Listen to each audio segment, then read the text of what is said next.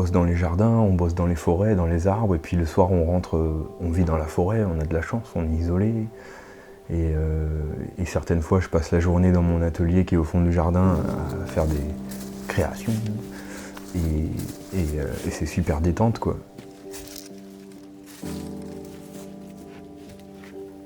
En étant en situation d'échec scolaire et sentimental et un échec global, je me suis retourné vers des choses rassurantes qui étaient à portée.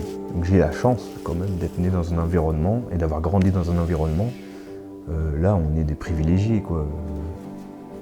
Et d'avoir grandi dans un environnement où j'ai ça à porter.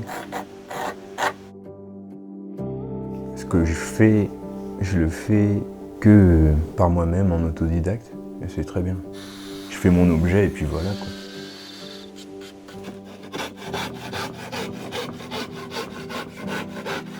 Moi clairement je voulais pas faire ça, hein. Je voulais pas du tout être bûcheron. Mais je suis très content finalement d'avoir échoué.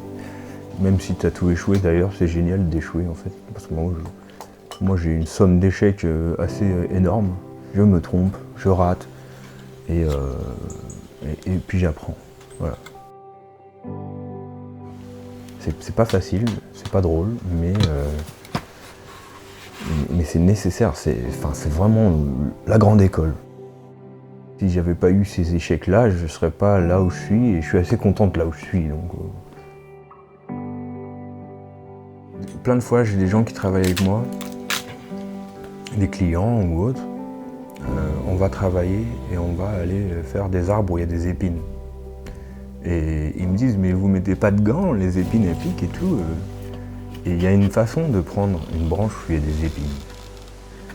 Quand t'as pas de gants, tu attrapes une branche où il y a des épines, tu sais tout de suite où est l'épine. Parce que tu mets la main dessus et tu places ta main différemment. Voilà. Et il faut pas hésiter à y aller sans gants dans la vie, quoi. Genre, tu vas savoir où sont les épines, tu vas déplacer ta main et tu vas pouvoir serrer la branche et la prendre.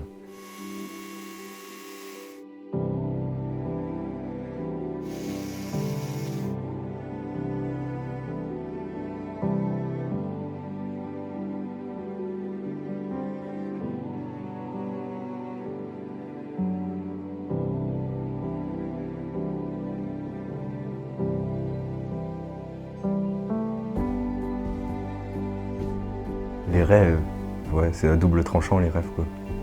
Qu'à la fois ça te donne un objectif et en même temps ça rend la chose un peu inaccessible, tu la sacralises. Ah le rêve, tu vois. Mais, le Père Noël il n'existe pas.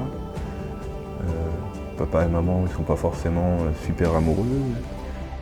On a vite fait d'avoir les rêves en morceaux. Hein. Le rêve est brisé par des millions de choses, de facteurs. Donc, moi est-ce que j'ai des rêves ? Non. J'ai plus envie d'avoir des rêves, j'ai envie d'avoir une réalité. Mais une réalité qui rêve.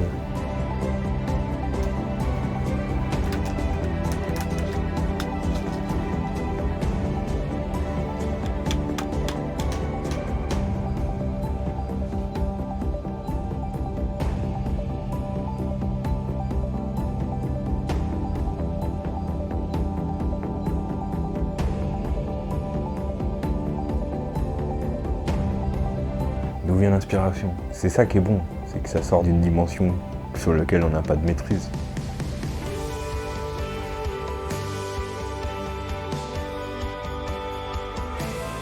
Moi je dirais que tu es inspiré par ce qui te touche. Donc, je me balade dans l'environnement, la vie, et pouf, je suis touché. Et ce par quoi je suis touché, je vais tenter de le retranscrire pour toucher autrui et faire rebondir ce toucher-là. Demain je disparais, je me fous en l'air accidentellement comme plein d'humains se foutent en l'air accidentellement et les objets sont là, ils vont rester. Alors que moi je suis parti et je suis pas passé en vain quoi. J'ai fait un objet et l'objet est là. Ça c'est important.